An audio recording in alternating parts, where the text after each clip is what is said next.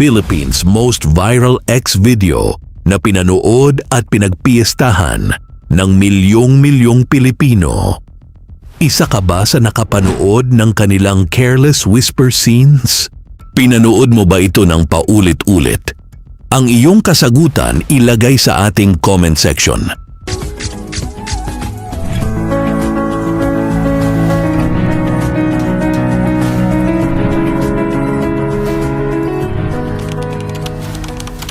Taong 2009. Isang taon na hanggang ngayon ay hindi pa rin nakakalimutan ng maraming Pilipino pagdating sa isa sa pinakamalalaking kontrobersya sa Philippine showbiz.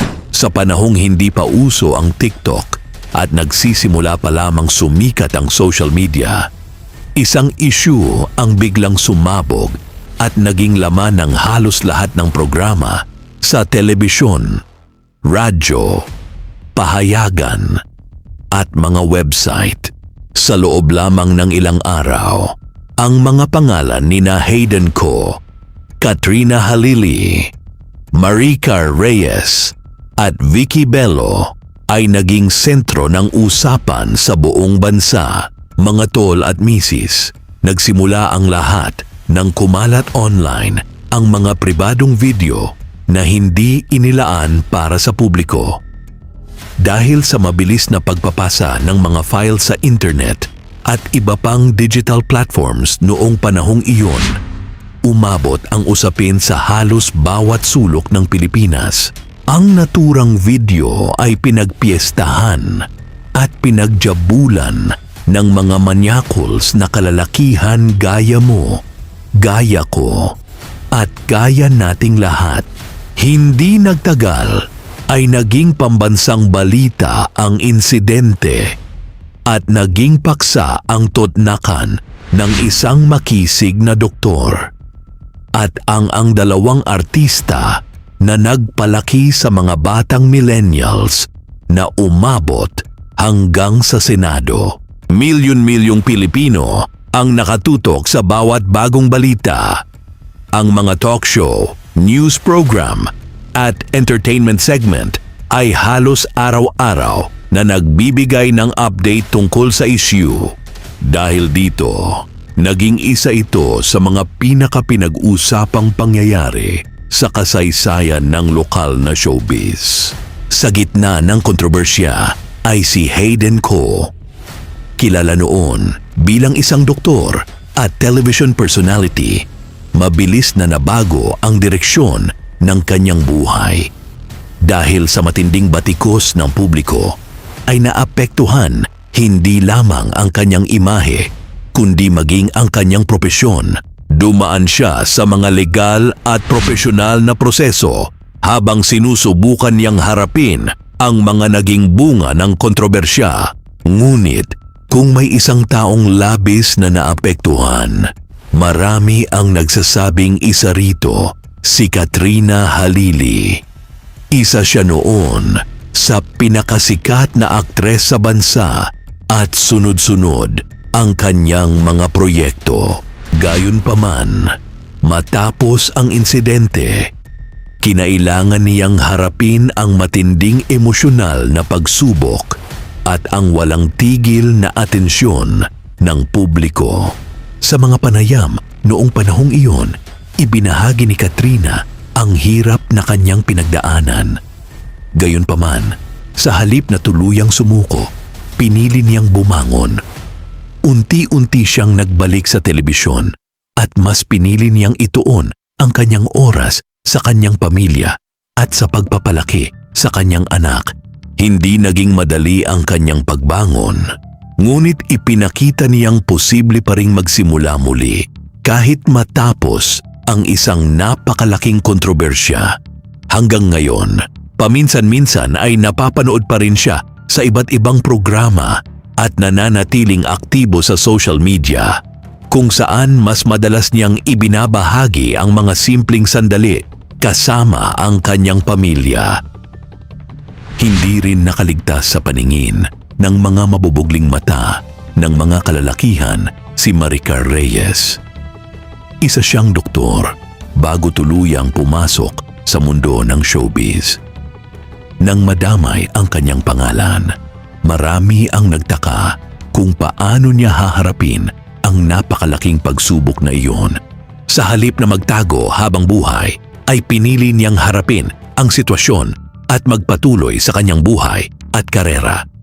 Kalaunan ay nagpakasal siya sa singer na si Richard Poon at naging inspirasyon sa marami dahil sa kanyang mga mensahe tungkol sa pagpapatawad, paghilom at pagbangon mula sa nakaraan. Patuloy rin siyang naging aktibo bilang actress at manggagamot. Samantala, isa sa mga pinaka naging malaking sorpresa noon ay ang naging desisyon ni Vicky Bello. Sa kabila ng lahat ng kontrobersya, pinili niyang manatili sa tabi ni Hayden Ko. Marami ang nag-akalang tuluyan nang matatapos ang kanilang relasyon, ngunit kabaligtaran ang nangyari. Sa paglipas ng mga taon, unti-unti nilang naibalik ang kanilang pribadong buhay. Kalaunan ay ikinasal ang dalawa at nabuo ang kanilang pamilya kasama ang kanilang anak na si Scarlett Snow Bello. Hanggang ngayon ay aktibo sila sa kanilang negosyo, mga charity project at social media. Si Hayden Ko naman ay unti-unti ring bumalik sa kanyang propesyon at mas piniling mamuhay ng mas pribado kumpara noon. Bagamat paminsan-minsan ay napag-uusapan pa rin ang kontrobersyang iyon, mas nakatuon na siya sa kanyang pamilya at sa kanyang trabaho. Habang lumilipas ang panahon, nagbago rin ang pananaw ng publiko. Ang dating mainit na usapin ay naging paalala kung gaano kahalaga ang paggalang sa privacy, consent, at responsableng paggamit ng teknolohiya. Marami ang nagsasabing ang pangyayaring iyon ay nagbukas ng mas malawak na diskusyon tungkol sa digital privacy sa Pilipinas. Ngayon, mahigit 17 taon na ang lumipas. Ang mga taong minsang naging laman ng bawat headline ay nagpatuloy na sa kani-kanilang buhay.